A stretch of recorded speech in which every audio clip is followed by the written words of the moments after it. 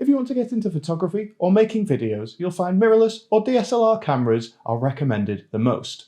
Whether that's low budget cameras such as the Sony a5100, which costs around $350, all the way up to really expensive cameras such as the Sony a7S III, which cost more like $3,500. And these prices, even at the low end, can be pretty off-putting for a beginner. And if you're just getting started in photography and video, you might not want to spend this kind of money. So my question is, do you need a dedicated camera, or is what you've got in your pocket good enough?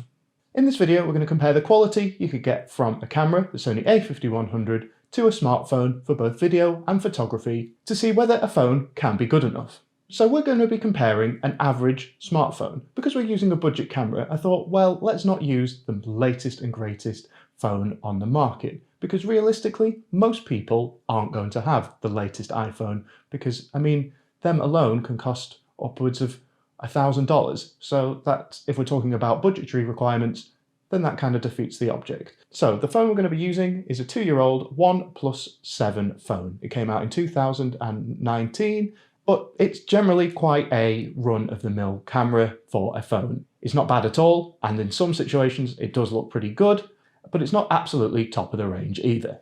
So the phone we're using has a 48 megapixel sensor, it's got a maximum aperture of f1.7 and is capable of 4K video. So those specifications on the surface say yes, we should be able to take good videos and photography with this phone.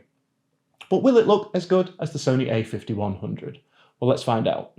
If you like this kind of video, I make lots of tips and tricks videos for cameras on my channel. So if you're enjoying, please consider subscribing to the channel and dropping a like on the video. I'll show you a few blind tests now where I won't tell you which is which, but I'll number them 1 and 2. And in the comments, let me know which you think the camera and which the phone is, 1 or 2.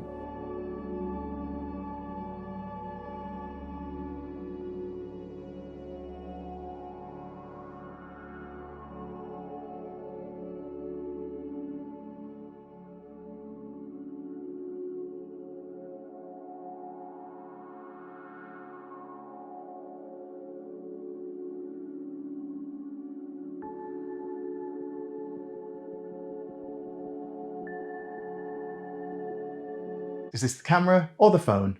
In the same room, with the same lighting, with the same microphone? Is this the camera or is this the phone? Test, is this the camera or the phone? For the time being, I'm using the same microphone and the same lighting, so I'm making everything look as similar as possible. Now here's a little test of the audio. Is this the camera or is this the phone? So now we're doing a test of the onboard audio. Is this the camera or is this the phone?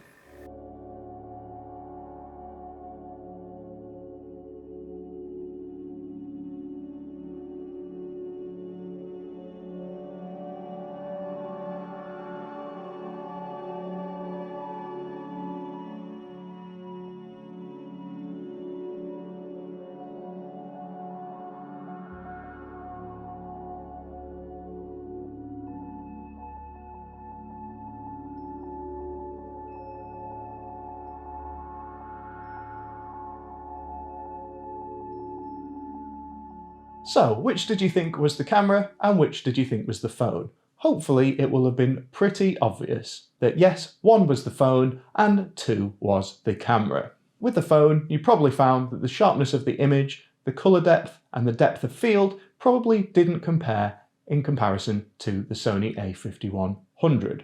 Not to say that it was bad, especially for photography in well-lit situations.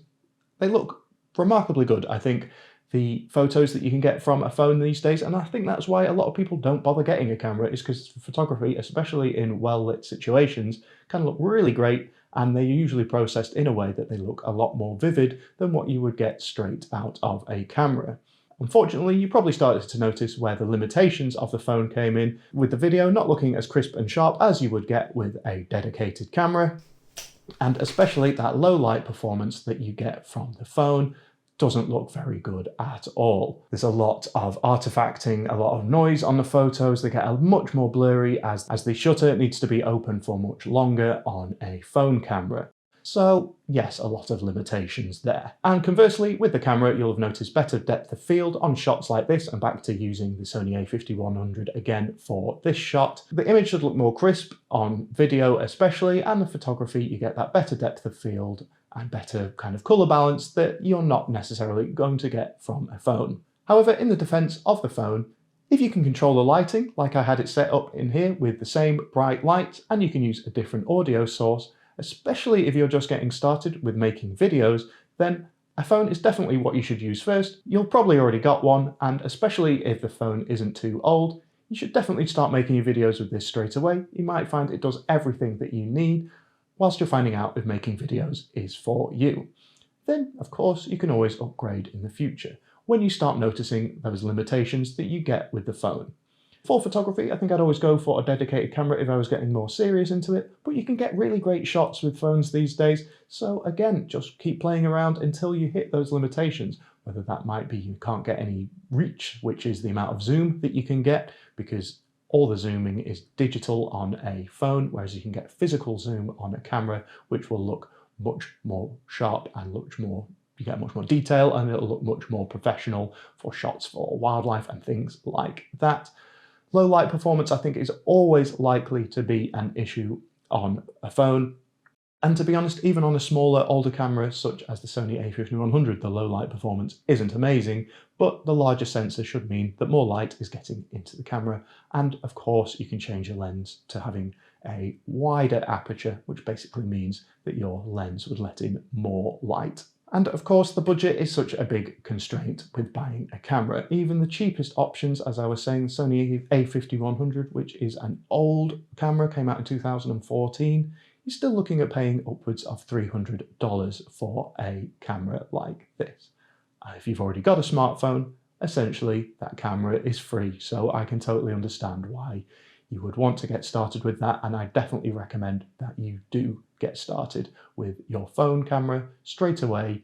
The gear shouldn't hold you back, especially when you're getting started. If you've got a much newer phone, such as one of the latest iPhones, then you're going to be good to go for a long while because the cameras on those phones are pretty good. Again, you will start noticing limitations. There's certain things that it does which kind of masks the kind of lack of quality that you get, but for sharpness in well-lit situations, then they're going to look great for a long time. If you're just getting started with photography and video, give your phone a go first. You might be surprised with the results that you get, and you can always upgrade to a camera in the future. So do you still use your phone for your videos and photography? Let me know in the comments. But if you've enjoyed the video, please consider subscribing to the channel and dropping a like on the video. But until next time, see ya.